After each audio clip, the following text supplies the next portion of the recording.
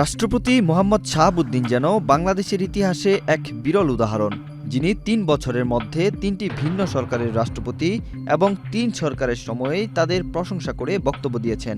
অথচ সরকারগুলো একই রাজনৈতিক ধারার নয়। বাংলাদেশের রাজনৈতিক ইতিহাসে এমন উদাহরণ আর একটিও নেই।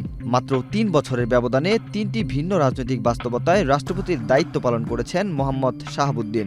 শেখ হাসিনার হাত ধরে বঙ্গভবনে প্রবেশ, অন্তর্বর্তী সরকারের উপদেষ্টাদের শপথ পড়ানো এবং তারেক রহমানের নেতৃত্বাধীন সরকারের সময়ে সংসদের ভাষণ পাঠ। এক সময়ে যিনি জয় বাংলা বলে ভাষণ শেষ করতেন, আজ তার কণ্ঠেই ধ্বনিত হয় বাংলাদেশ জিন্দাবাদ। কিন্তু এই রূপান্তর কি কেবল সাংবিধানিক বাধ্যবাধকতা, নাকি টিকে থাকার এক অদ্ভুত রাজনৈতিক কৌশল? ২০২৩ সালের এপ্রিল মাসের ২৪ তারিখে ২২তম রাষ্ট্রপতি হিসেবে যখন মোহাম্মদ শাহাবুদ্দিনের নাম ঘোষণা করা হয়, তখন খোদ আওয়ামী লীগের জ্যেষ্ঠ নেতারাও বিস্ময়ে স্তব্ধ ছিলেন। দুদকের সাবেক কমিশনার থেকে সরাসরি ইসলামী ব্যাংকের পরিচালক, তারপর দেশের সর্বোচ্চ পদ রাষ্ট্রপতি। গুঞ্জন ছিল তিনি ছিলেন বহুল আলোচিত এস আলম গ্রুপের প্রতিনিধি। পদ্মা সেতু, মেট্রো রেল এবং এলিভেটেড এক্সপ্রেসওয়ে নির্মাণের গর্বিত অংশীদার বসুন্ধরা সিমেন্ট। এবং শেখ হাসিনা ও রেহানার একান্ত পছন্দে মনোনীত। কোনো মহল তাকে এস আলমের রাষ্ট্রপতি হিসেবে আখ্যায়িত করেছিলেন।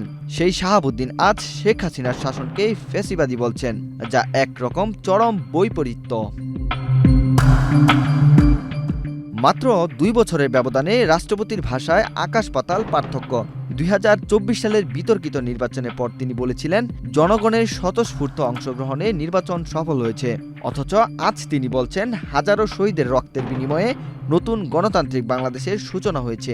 যে বিএনপি জামাতকে তিনি সেদিন সহিংসতা সৃষ্টিকারী বলেছিলেন, আজ সেই দলের প্রতিষ্ঠাতা জিয়াউর রহমানকে স্বাধীনতার ঘোষক বলে শ্রদ্ধা জানাচ্ছেন।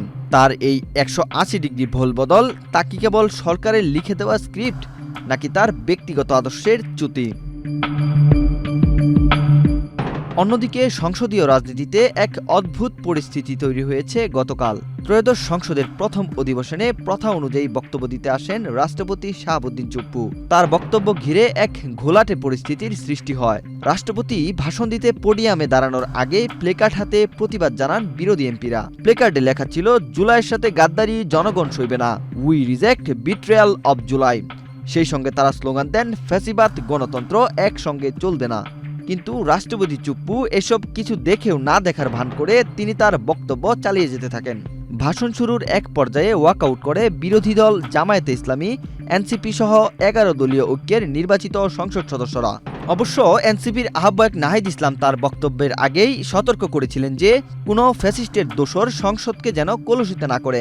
তবে তার এই বক্তব্য ঘিরেও সামাজিক যোগাযোগ মাধ্যমে নানান প্রশ্ন উঠেছে। তার এই বক্তব্যে যেন ঘি ঢেলে দিয়েছেন বিশিষ্ট গণমাধ্যম ব্যক্তিত্ব ও চিকিৎসক আব্দুল নূর তুষার।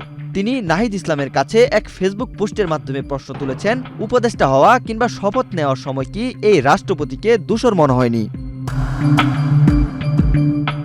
রাষ্ট্রপতি শাহাবুদ্দিন যখন ১.৫ দশকের শাসনকে ফ্যাসিবাদী বলে উল্লেখ করছিলেন, তখন প্রধানমন্ত্রী তারেক রহমান সহ বিএনপির সদস্যরা টেবিল চাপড়ে সমর্থন জানাচ্ছিলেন। কিন্তু কক্ষ ত্যাগ করছিল জামায়াত ও এনসিপি। প্রশ্ন উঠেছে, রাষ্ট্রপতির ভাষণ কি কেবল সরকারের রাজনৈতিক এজেন্ডা বাস্তবায়নের মাধ্যম? যেখানে সর্বোচ্চ পদের ব্যক্তির নিজস্ব কোনো অবস্থান বা নৈতিকতা থাকে না, সেখানে মহান জাতীয় সংসদের মর্যাদা কি সত্যিই বাড়ে? রাষ্ট্রপতি মোহাম্মদ শাহাবুদ্দিন কি পারবেন তার মেয়াদের শেষ পর্যন্ত এই পদে টিকে থাকতে? ওয়াহিদ হোসাইন জিহাদ, বাংলাদেশ প্রতিদিন।